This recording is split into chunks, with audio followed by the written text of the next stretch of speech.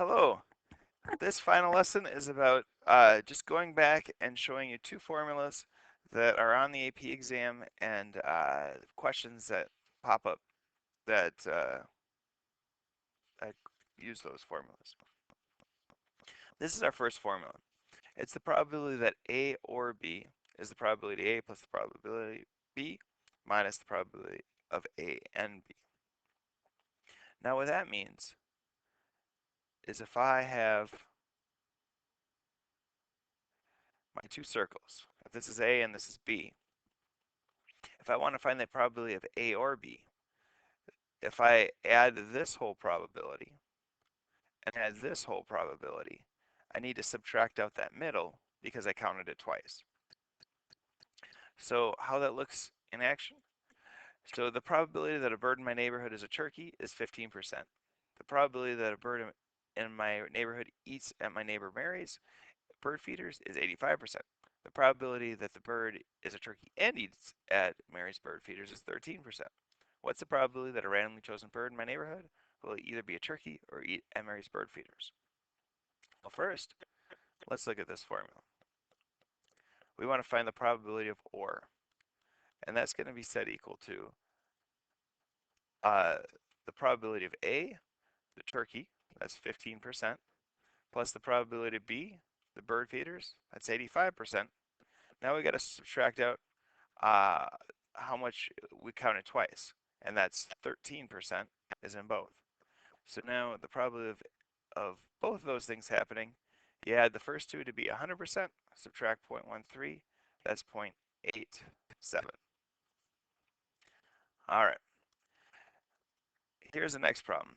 The probability that a teacher is a coach is 30%. The probability a teacher teaches social studies, 10%. The probability a teacher teaches social studies and is a coach is 8%. Well, if we look at this, we have equals. The probability is a coach, that's 30%. Probability to teach social studies is 10%. And now we want to subtract out the probability that it's both. That's 8%. So the probability they're a coach or a social studies teacher is 0.4 minus 0.8. So that's 0.32. Now there's one other equation that is used often. It's the probability of A given B is the probability of A and B over the probability of B. So what that means is, again, if I have my Venn diagrams, I have A and B. The probability of A given B. So if it's given B, what we're doing is we're only concerned about everything outside of B. So, or inside of B. So all this red stuff we don't care about. We're just caring about this. So what's the probability of A when we know we're just looking at inside B? Well, A is only true in this location, which is the probability of A and B.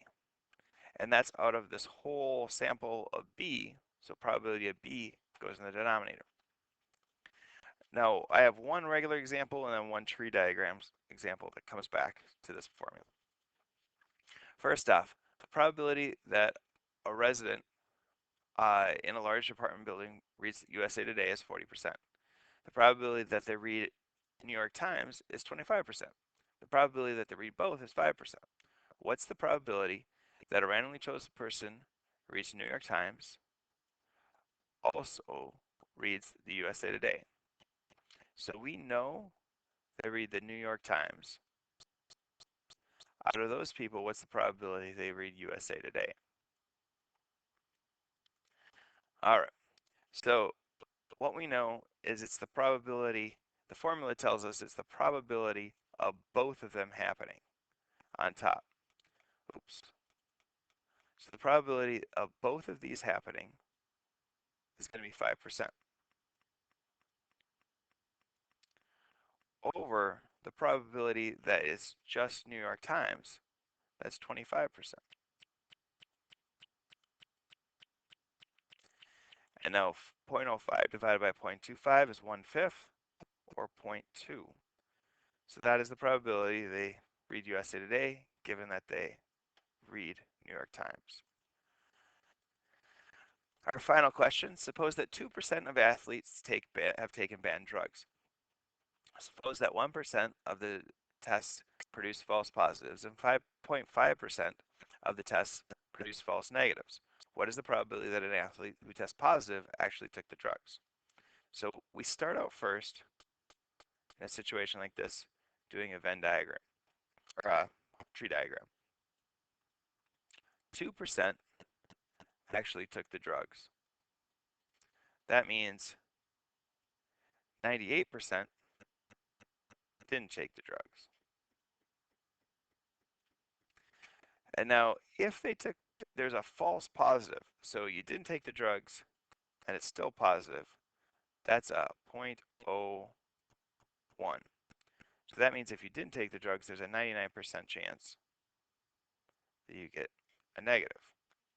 And there's a false negative, meaning you took the drugs, but it wasn't correct, at 0.5%, which is 0.005.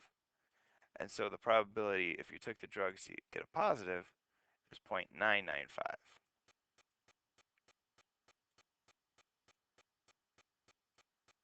All right, now we got to find some probabilities.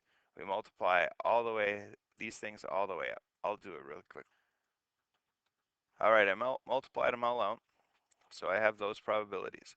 But now we want to find the probability that the person who tests positive actually took the drugs. So out of everybody that tested positive, what's the probability they took the drugs? So that's the probability of drugs given they test positive. So what we got to do is we got to look at the probability of both of these things. That's this top one. So we take 0.00199 divided by the probability of just positive, which would be these two added together. So that's 0.0098 plus 0.0019. That's 0.0117. So now when I divide those out, 0.00199 divided by 0.00117, I get 17%. So it equals 0.17. All right, hopefully that makes sense.